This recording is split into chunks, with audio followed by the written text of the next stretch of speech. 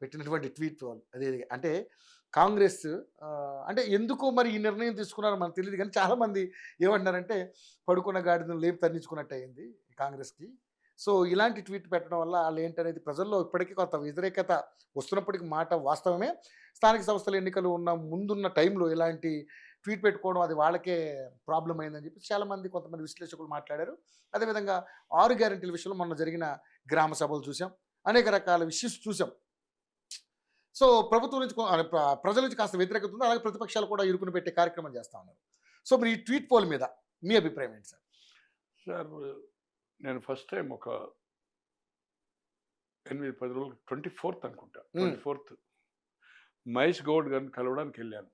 ఈ మృత్యువీరులది ఏదైతుందో gun park assembly ముందు ఉంది కదా, అవును 70లో స్టోన్ వేస్తే 55 సంవత్సరాలు ఇంతవరకు దాని మీద ఆ స్తూపము 73 ఎండింగ్లా 74 కంప్లీట్ అయ్యారు. బట్ ఆ స్తూపానికి ఏదైతుందో నామకరణం లేదు. ఏం స్తూపము, దాని చుట్టూ తిరిగితే బండ తలకాయ కొట్టుకోవాలి.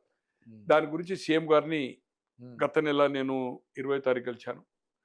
అసెంబ్లీ నడుస్తుంటే ఇప్పుడు 24 కలిసినప్పుడు అనుకోకుండా ఆయన రావడము లేట్ అవుతుంటే గాంధీ భవన్లో పైకి వెళ్ళాను. రూమ్స్ ఎలా ఉన్నాయి అని ఒక సోషల్ మీడియా కూడా ఒక 10-15 మంది పనిచేస్తూ ఉన్నారు. ఓకే, జనరల్గా నాకు అక్కడ గాంధీ భవన్ షెల్టర్ ఉంది అని తెలియదు వాళ్ళకి. సో ఏంటంటే వాళ్ళు అన్నీ చేయడము కార్యక్రమాలు అందరికీ వాళ్ళ రేపు అది అయిపోయాయి. రిపోర్ట్ కొట్టడం ఉంటుంది, ఈ పార్టీ వస్తే ఆ పార్టీ వస్తుంది, కామెంట్స్ ఇవన్నీ నడుస్తుంది అనుకోండి. బట్ వాళ్ళు చూద్దామనే ఉద్దేశంతో పెట్టచ్చు, తప్పేం లేదు దాంట్లో. ఒకటి ఇప్పుడున్న పరిపాలన పెట్టరా, ఫామ్ హౌస్ అనేది పెట్టారనుకోండి. ఫామ్ హౌస్ అంటే కేసీఆర్ పరిపాలన అంతే కదా, పెడితే నేను దాన్ని ఫాలో కాలేదనుకోండి.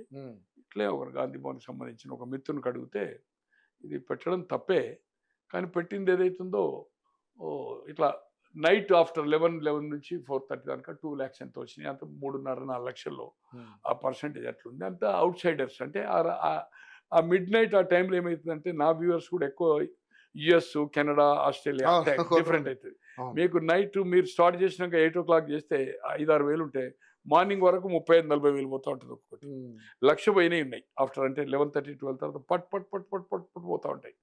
సో అంటే అవుట్ సైడ్ వాళ్ళు వాళ్ళకు డే అవుతుంది చూస్తూ ఉంటారు. హాలిడే అవుతుంది, శుక్రవారం, శనివారం, ఆదివారం వీకెండ్స్ ఉంటాయి. సో అది దాన్ని పరిపాలనకు మనము ఒక కొలతబద్ద వేయలేం, ఓకే, ఏ పరిస్థితిలో వేయలేం. బట్ అది ప్రజల్లో వ్యతిరేకత ఉన్నమాట వాస్తవం. ఎందుకంటే ఇచ్చిన హామీలు సోనియా గాంధీ గారి మీటింగ్లో, ఖర్గే మీటింగ్లో, ప్రియాంక గాంధీ మీటింగ్లో, నిరుద్యోగ వృత్తి నేషనల్ లీడర్స్ ఒక చెక్ లెక్క సంతకాలు పెట్టి 100 రోజుల్లో అడగండి అని చెప్పిన మాట వాస్తవం. సో అవి ఇవ్వకపోయే వరకు దాని అటాక్ ఏదైతుందో ఇటు బీజేపీ కానీ బాగా సీరియస్గా ఏదైతుందో 24 గంటలు దాని మీదనే బీఆర్ఎస్ అటు కవిత కానీ లేకపోతే అక్కడ ఉండే యాక్టివిస్టు స్పోక్స్మెన్ కానీ కేటీఆర్ కానీ హరీష్ రావు కానీ ఒకటి మీడియాకే కాదు ప్రజల్లో కూడా పోతున్నారు. అట్లనే గ్రామ సభల్లో అక్కడ కొంత నాకు ఉన్న సమాచారము ఒకరో ఇద్దరో అది ఇదేంటది అని అడుగుతారు కదా. ఈ సోషల్ మీడియా బాగా అయిపోయింది ఎలక్షన్ తర్వాత, వీళ్ళది బాగా నెట్వర్క్ ఉంది బీఆర్ఎస్ది.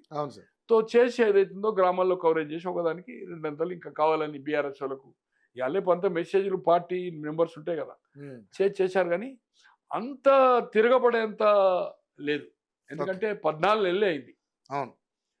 కొన్ని హామీలు చేస్తున్నారు.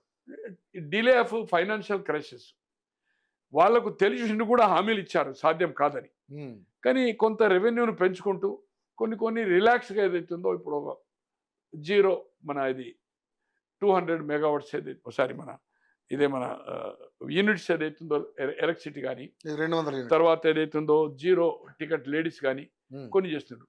అలాగే రుణమాఫీ పూర్తి చేయకుండా కూడా దాదాపు 70-75% వరకు చేయడం జరిగింది.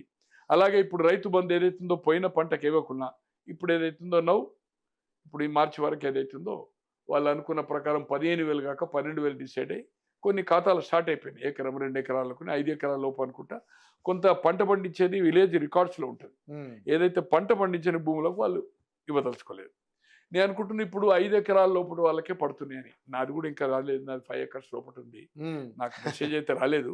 బట్ 1 acre 2 acres నేను అనుకుంటున్నా పూర్తి స్థాయిలో ఒక పంటకైతే ఇచ్చే అవకాశం ఉంది.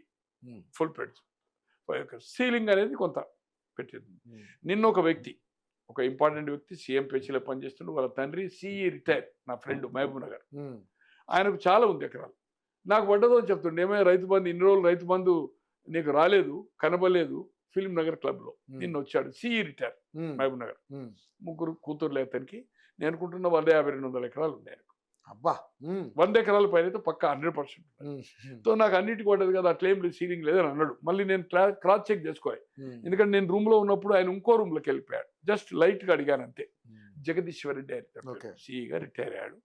సో అతనికి 3 కూతుర్లు, ల్యాండ్ లార్డు, వాళ్ళ అల్లుడే ఒక అల్లుడు, మిడిల్ ఒక అల్లుడు ఇప్పుడు సీఎం పేషీలో సంథింగ్ ఈజ్ డూయింగ్ గుడ్ పొజిషన్లో ఉన్నాడని అధికారి, గెజిటెడ్ ఆఫీసర్.